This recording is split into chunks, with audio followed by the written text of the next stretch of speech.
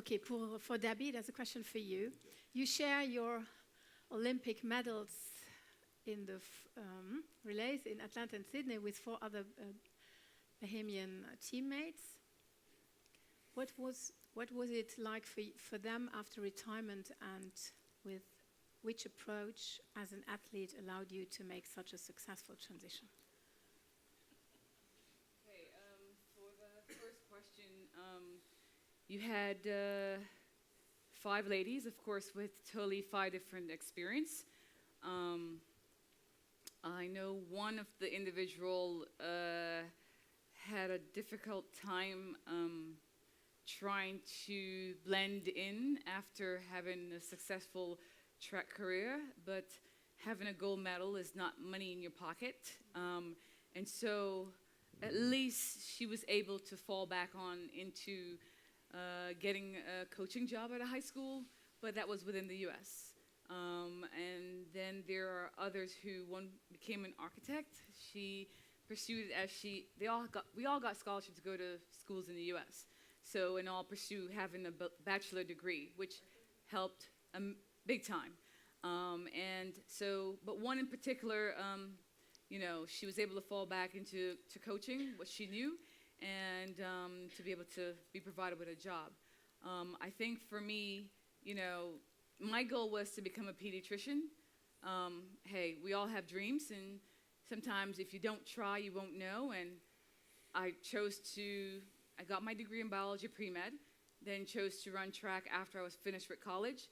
And then after I'd done my career, I was like, there's no way, like many experience, I could go back to med school and sit through 8 years of, going through this. And so I think because of my experience as going through the process as far as an athlete, it kind of prepared me to become a coach. It wasn't in the plan, but I realized, well, maybe I could make a difference in other kids' lives, because a lot of stuff we learn through trial and error. And now we have a discussion like this, we need to make it more purposeful. Educate the kids about what to expect.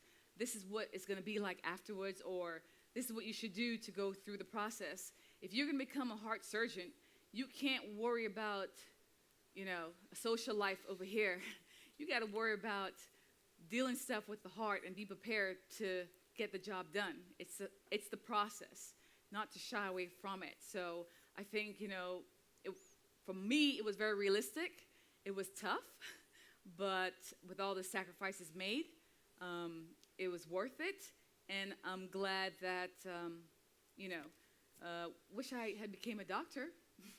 That would have been more practical, but with the chances, getting a chance to be on that podium, that moment to hear my country's national anthem, it was worth it. And hopefully I could change the future of the sport for others. So that's my goal. We have a second question for you. So in order to the European system to improve based on your American experience, where can we start to improve? What parts are the most important? Okay. Based on what you've heard here. It's an interesting question. No matter where you are in the world, you have the resource. Okay, it might be colder here, but you have an indoor facility. And so it starts with, as we talked about, yes, the athlete, and identifying athletes, not necessarily the most talented, because I wasn't the most talented. I went to World Juniors, and I got maybe didn't even make the final, got maybe 6th place, 8th place, and went on to college, developed my skill, and beat kids who were beating me as a junior. So you have to put into place, knowledgeable coaches who knows what they're doing. And of course, the coaches makes a very big impact on an athlete. So my coach was so big in my development, he actually gave me away at my wedding. That should tell you how an impact he made on me. And so that's key, because if the coach is telling you, okay, well, you don't have to worry about your studies and you worry more about athletic, okay, maybe that's his opinion, just like how it's my opinion, but what's going to happen? You break your leg and you can't perform. So I think that's key. Having knowledgeable sport coaches who are going to be able to develop the kids, as it says, it takes some time, and to be able to guide them, in a way where nothing is impossible. I mean, we're sitting here and we're talking about, okay, yes, we're giving up on social life, and some of these things are the sacrifice we have to make to get where we want to go. And so if that's a part of the process, it's a part of the process. It is what it is. If you're going to have somebody, as far as, like I said, a heart surgeon who's going to perform surgery on you, you're not going to let them work on being badminton and don't worry about what the heart does. It's important to know what you have to do and to be able to get the task done. And that's what it entails, being a student athlete, not necessarily an athlete student. And so I think you have to put in the system. In my opinion, it's not flawless, but the system in the U.S., it works. And the way we look at it is, okay, from the Bahamas perspective, if they're smart about it, the government says, okay, well, the U.S. is providing us with scholarship, so there's no money out of our pocket as a country. All right, so you get a chance to educate the kids. Hopefully, they can use that degree, once they return here to give back to the country. That's important. And then, we don't have any biases on, well, you're from France, so you're here in Luxembourg. I'm not going to coach you to beat my kid. For us, the whole thing is more on within that, okay, pride of school and being able to perform, being the best within the school system. So school pride more per se. So it doesn't matter whether you're from the U.S., the Bahamas, Trinidad, Jamaica. There's no bias for your country of origin. All you got to do, come perform, to the best of your ability. And, as an NCAA student, I actually competed in the World Championship and in the Olympics for my country. So if I was able to survive that system, it also helped me to survive the professional system, because I was still top in the world, not just NCAA, but also professionally in the world in a sense. So just have to get all the counterparts together and make sure everybody's on one accord and communicating and encouraging and, and just persevering. So we can maybe learn. Bravo, yeah. You can applaud. So I think collaboration is a big word, and I think it's also an important word for the European system. We have a third question here. Quel devrait être le profil d'un tuteur ou accompagneur de la double carrière? On va en parler tout à l'heure. Going to discuss this a little bit later. First, I would like to ask you, Mr. Godard, en France, il existe un programme spécifique où les entreprises embauchent des sportifs de haut niveau et ils touchent une compensation d'État. Comment fonctionne donc ce pacte de performance? Alors, le pacte de performance a été lancé par les deux ministres Patrick Kanner et Thierry Braillard récemment, c'est-à-dire il y a un peu plus d'un an. En fait, l'idée, c'était que les sportifs de haut niveau, quand ils préparent une grande compétition internationale, et pour le coup, c'est les Jeux Olympiques de Rio, ils soient sereins. C'est-à-dire qu'ils ont terminé leur cycle d'études, ils rentrent en entreprise. Donc, ça s'appelle la convention d'insertion professionnelle. Ça existe depuis la loi de 84, mais ça a été volontairement renforcé. Et c'est un dispositif qui est monté en puissance énormément. Nous avons plus de 140 sportifs de haut niveau qui préparent les Jeux Olympiques, qui sont embauchés par les entreprises, mis à disposition au moins à 50%. Au moins à 50% c'est vrai, je vois M. Valls, il nous a reçus pour le pacte de performance, sont mis à disposition au moins à 50% pour l'entraînement, voire plus, et ils sont payés à plein temps. L'État compense une partie, pas une grande partie, mais une partie de ces 50%-là. Donc, on est dans un, j'ai envie de dire, une forme de collaboration avec l'entreprise où ce sportif-là, il peut travailler jusqu'à mi-temps, voire moins. Il est payé à plein temps, il est mis à disposition de son entraînement. Et puis, des liens se forment dans l'entreprise pour qu'il puisse continuer après, s'il s'intègre dans l'entreprise, pour qu'il puisse continuer après. Donc, c'est un dispositif qui a été renforcée ces derniers temps et qui permet donc aux sportifs de haut niveau de vraiment d'être sereins pour préparer Rio. J'espère que ça va payer. Monsieur Marc, vous n'êtes pas seulement donc vice-président du comité olympique, mais vous étiez aussi pendant 15 ans le directeur des ressources humaines de la BGL. Vous avez fait une très bonne expérience avec Alvin de Prins. Quel est l'avantage pour une banque, par exemple, d'engager un sportif de haut niveau? Les avantages sont multiples. D'ailleurs, certains avantages ont été mentionnés.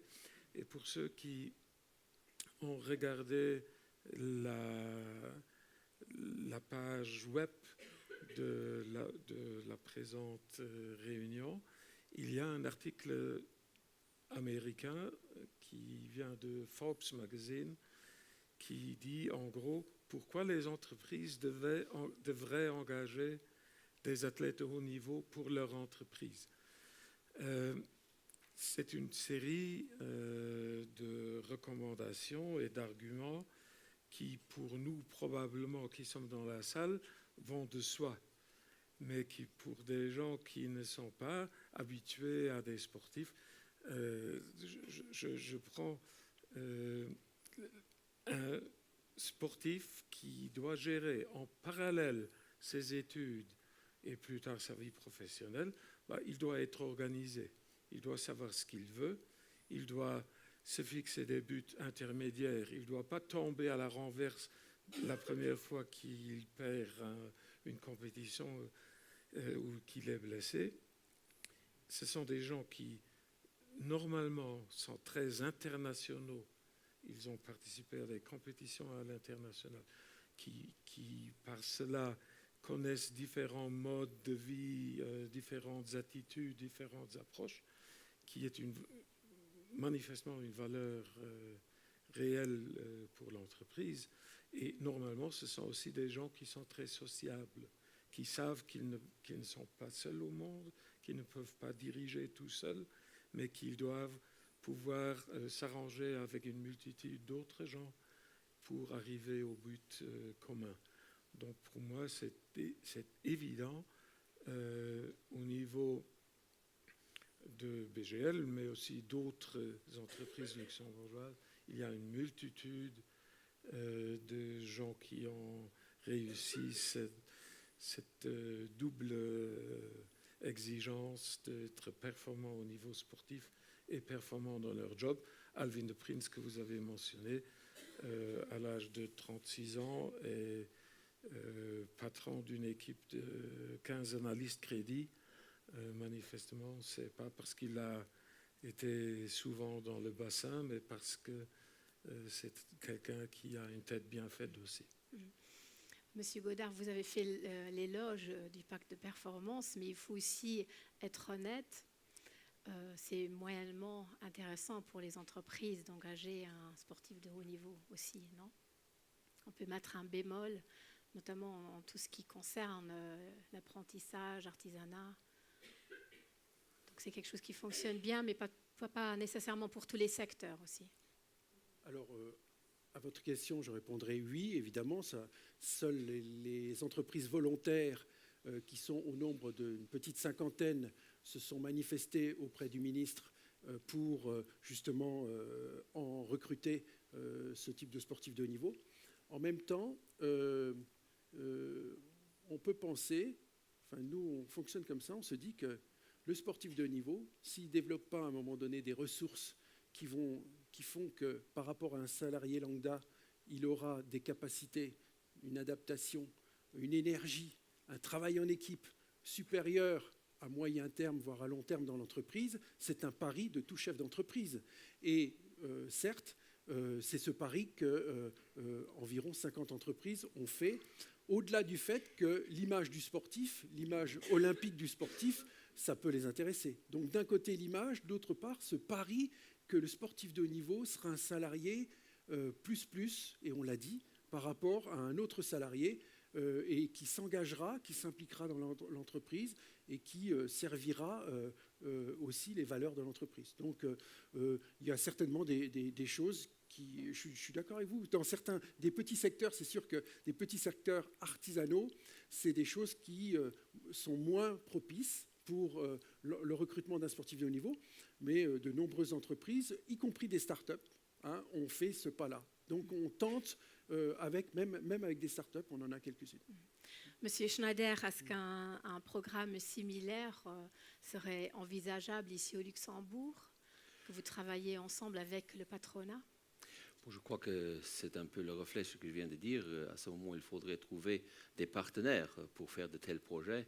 Mais il faut tout d'abord dire qu'en ce qui concerne des chiffres, on ne peut pas se comparer avec une grande nation sportive comme la France, où on parle de 140 sportifs. Ici, on parle peut-être de 10% de ce nombre de sportifs. Mais je crois qu'en dehors des moyens qui existent via le comité olympique concernant la préparation olympique, qui existe au niveau budgétaire via une rémunération qui est faite via donc la section sport de l'armée, il y a également d'autres possibilités à le faire, mais pourquoi pas essayer de trouver un partenariat avec le secteur privé et trouver des moyens de collaboration comme ça existe en France. Je crois que tous les exemples qui sont là doivent naturellement être mis à un niveau national et là, c'est le travail à faire dans les prochains mois, dans les prochaines années, oui. Debbie, Monsieur Marc, oui, vous voulez rajouter quelque chose? Le ministre n'était pas présent lors de la séance précédente. J'ai mentionné que le comité olympique a commencé des entretiens directs avec ses principaux sponsors. Avec 2, ça a déjà eu lieu. Et pour inscrire dans les conventions de partenariat de ces sponsors du comité olympique des clauses qui permettent soit de recruter des stagiaires sportifs, soit une déclaration d'intention de principe d'engager des sportifs qui terminent. Donc une situation win-win en quelque sorte. Absolument. Et d'ailleurs, au niveau du comité olympique ou dans ses alentours principaux, nous avons la fondation Josy Bartel, qui, entre autres, a aussi une mission de reconversion, d'accompagner financièrement des reconversions. L'exemple le plus connu à Luxembourg, sorry pour les non-luxembourgeois, Igor Müller, par exemple, à la fin de sa carrière sportive, qui avait commencé un travail d'ébéniste lorsqu'il faisait encore son judo. Il a, sur cette base-là, pu faire la maîtrise et aujourd'hui aussi, il a une entreprise dans ce domaine, d'ailleurs qui n'est pas académique, mais quand même très important et très respectable.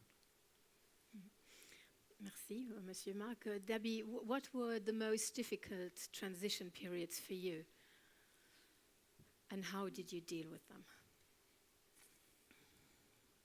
I would say the most difficult for me was,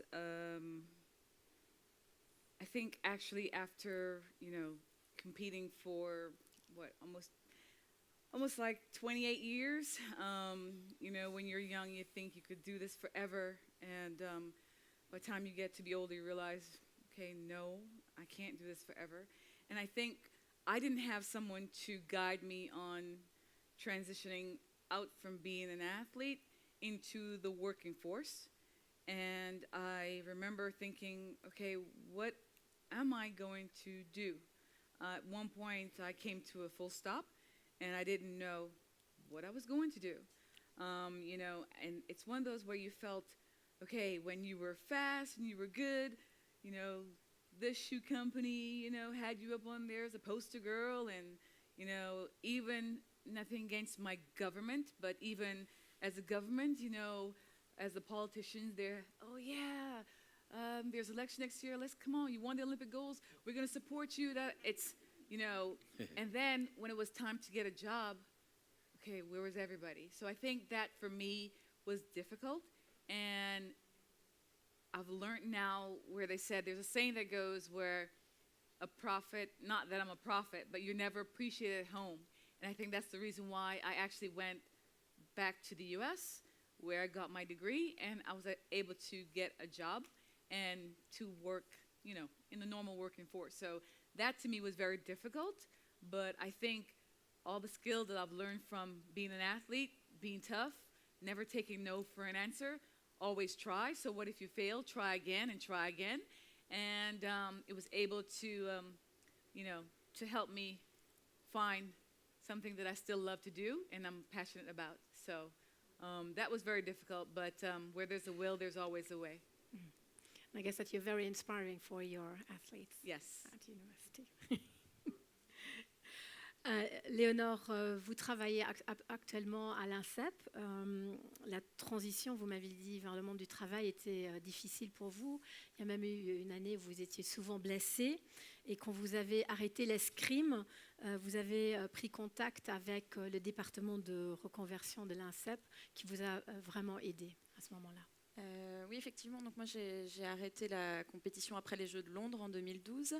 J'avais déjà eu une expérience professionnelle par le passé en convention d'insertion professionnelle, mais j'avais fait le choix avant Londres de me consacrer uniquement à l'escrime pendant une année parce que à l'époque, les conventions d'insertion professionnelle étaient déjà un très bon dispositif, mais j'avais été beaucoup blessée et à l'arrêt de ma carrière, j'étais donc en recherche d'emploi et avec un quotidien qui s'organisait de manière complètement différente. Et c'est assez, même en ayant fait des études, même en ayant eu une première expérience professionnelle, c'est vrai que l'arrêt de carrière peut être une période assez bouleversante et où on a du mal à trouver ses repères. Et donc moi j'ai eu la démarche effectivement de contacter l'INSEP parce que j'avais connaissance de la cellule d'accompagnement à la reconversion.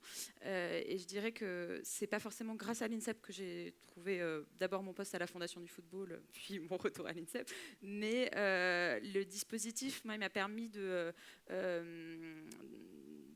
rester active, de me sentir accompagnée à une période où il pouvait y avoir du doute. Donc j'ai pu faire un bilan de compétences, j'ai pu échanger avec des professionnels du recrutement, j'ai pu me situer un petit peu mieux sur les missions que je souhaitais exercer, sur la manière dont je souhaitais y arriver. J'ai pu rencontrer d'autres professionnels et donc ces dispositifs d'accompagnement à la réinsertion, ils étaient surtout utiles pour moi, pour me maintenir dans un état de vigilance, de confiance et renforcer ma proactivité vers le marché du travail.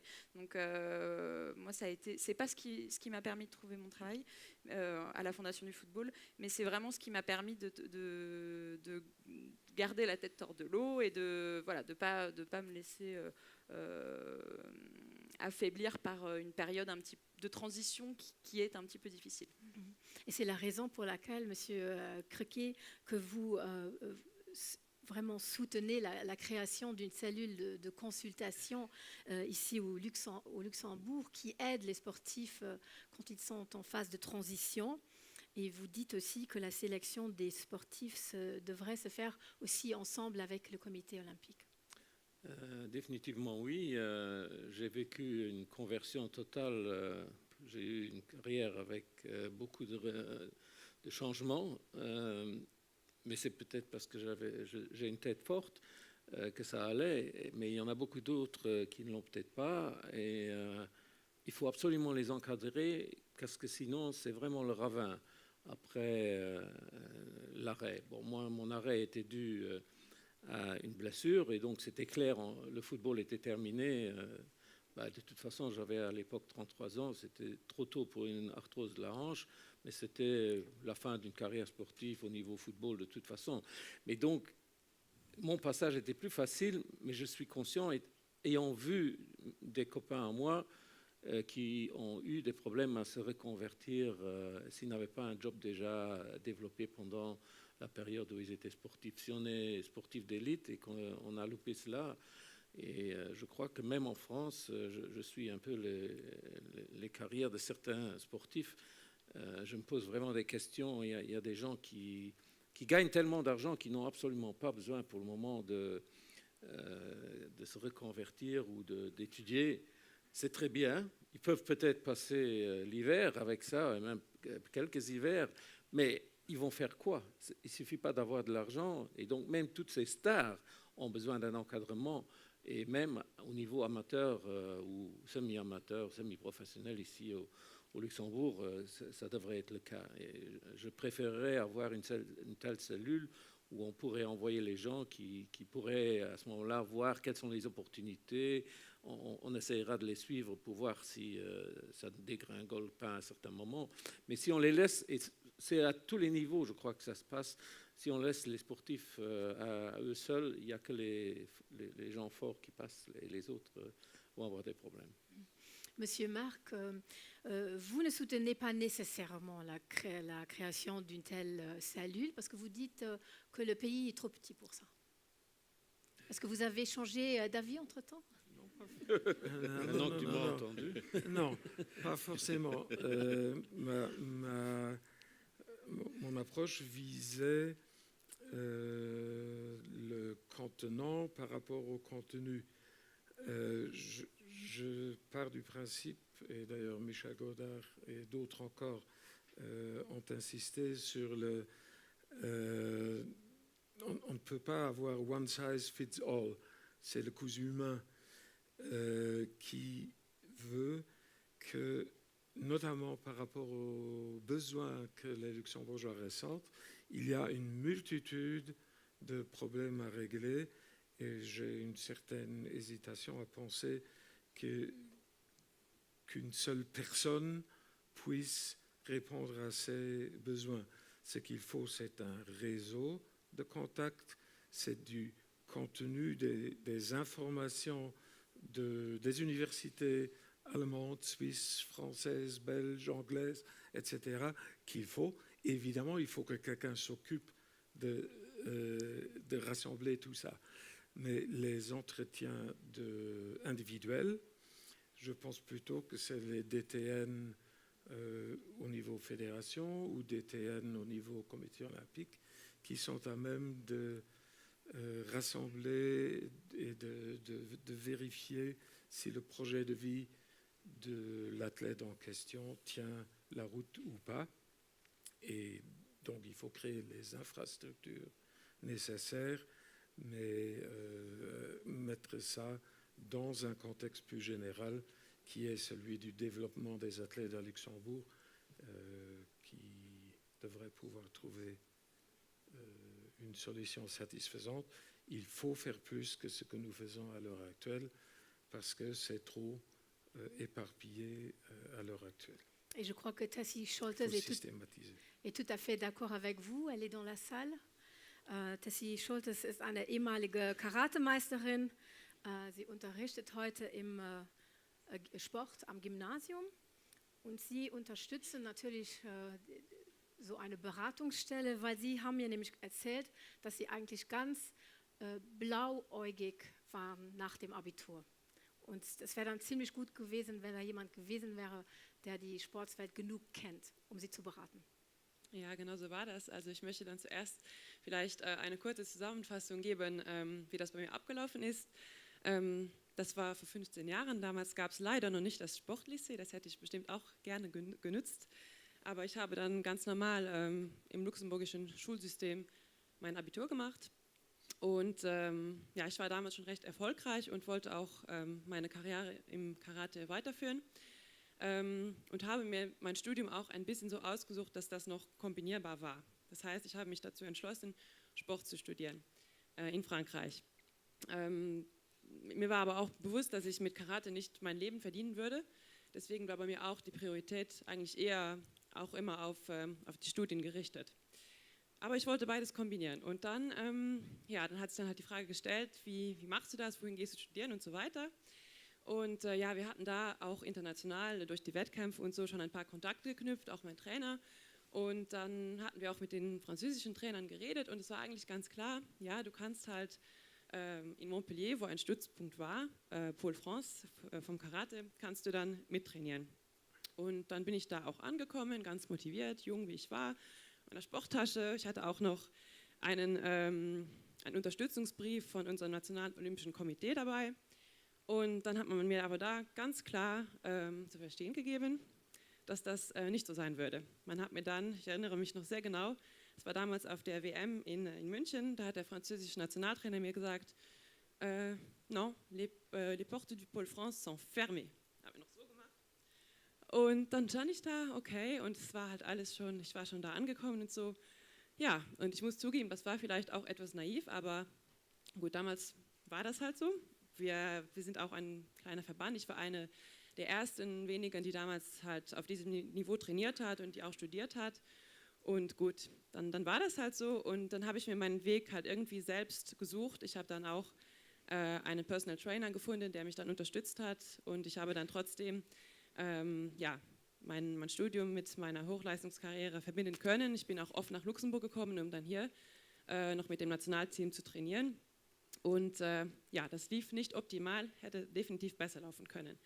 Aber gut, ich habe es dann geschafft. Dann nach dem Studium, habe ich die Struktur von der Armee, was ja auch vorhin schon angesprochen worden ist, habe ich mich entschieden, das zu nutzen. Ich hatte damals ein abgeschlossenes Studium schon in der Tasche und habe dann gedacht, du machst das noch ein paar Jahre, weil du nachher den Weg dann ins Berufsleben einfacher finden kannst, als wenn du noch nicht studiert hättest.